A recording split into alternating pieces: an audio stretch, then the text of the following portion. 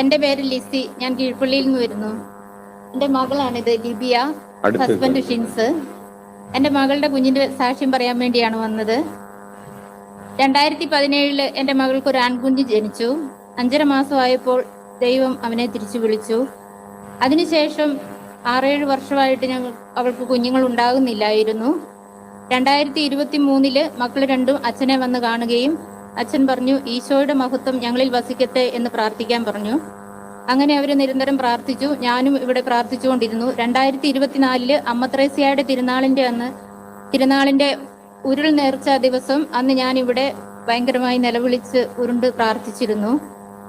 കൃത്യം ഒരാഴ്ച കഴിഞ്ഞ് മകള് കൺസീവായി.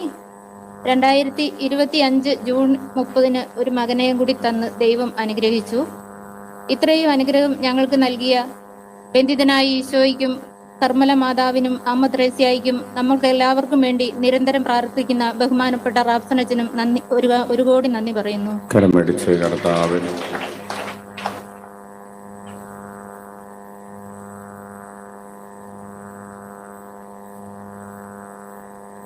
പ്രിയപ്പെട്ടവരെ, വിവാഹം കഴിഞ്ഞ് 10 വർഷമായ ദമ്പതികൾക്ക് കർത്താവ് കുഞ്ഞിനെ നൽകി അനുഗ്രഹിച്ചതിനെ ഓർത്ത് നമുക്ക് കൈയടിച്ച് നന്ദി പറയാം. ഉച്ചത്തിൽ വിളിക്കാം, ഈശോയേ ഈശോയേ.